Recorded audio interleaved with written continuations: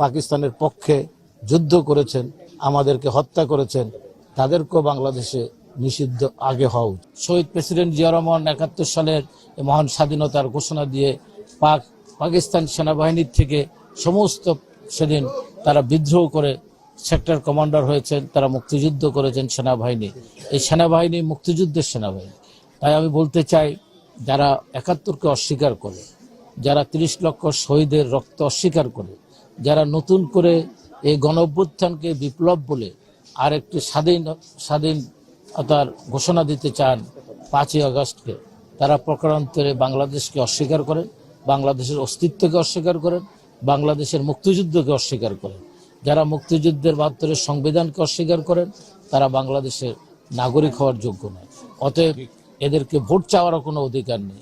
এবং পিআর পদ্ধতির মাধ্যমে যারা আজকে বিশৃঙ্খলা সৃষ্টি করে দেশে নির্বাচনকে ব্যাহত করতে চান, তারা প্রকারান্তরে আরেকটি কোনো দেশের এজেন্ডা বাস্তবায়ন করতে চায়।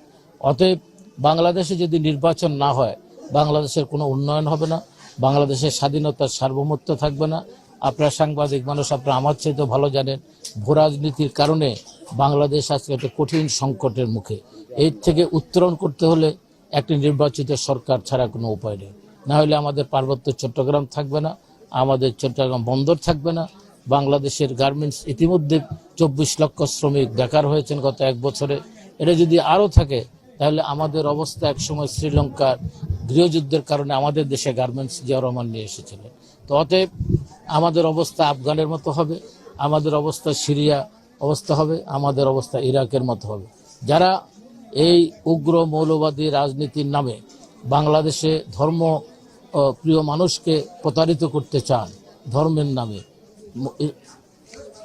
আপনারা দেখবেন যে পাল্লায় ভোট দিলে আপনি বেহেশতে যাবেন, ধানের শীষে ভোট দিলে আপনি জাহান্নামে যাবেন। এইটি কে নির্ধারণ করেছে? এটি একটা স্বয়ং আল্লাহ ছাড়া তো কারো পক্ষে সম্ভব না, আল্লাহ রসুলের পক্ষে সম্ভব না। উনিও বলেন নাই যে আমি বললেই, সুপারিশ করলেই কেউ বেহেশতের সার্টিফিকেট দিতে পারেন।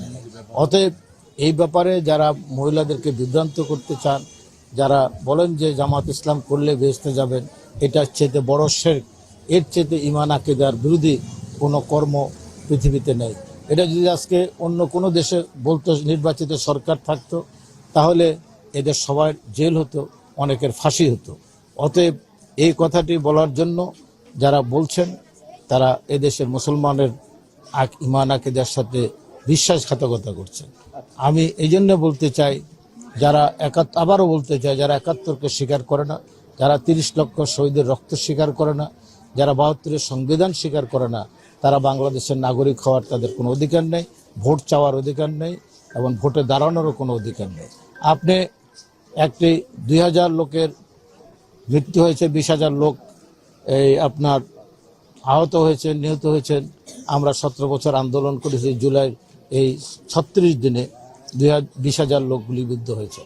এই কারণে যদি শেখ হাসিনা এবং আওয়ামী লীগ নিষিদ্ধ হয়, তাহলে ৭১-এ যারা আমাদের মা বোনদেরকে গনিমতের মাল বলে পাকিস্তান হানাদার বাহিনীর কাছে উঠিয়ে দিয়েছেন, ৩০ লক্ষ শহীদের রক্তের সাথে বেমানি করেন, তারা পাকিস্তানের পক্ষে যুদ্ধ করেছেন, আমাদেরকে হত্যা করেছেন, তাদেরকেও বাংলাদেশে নিষিদ্ধ আগে হওয়া উচিত।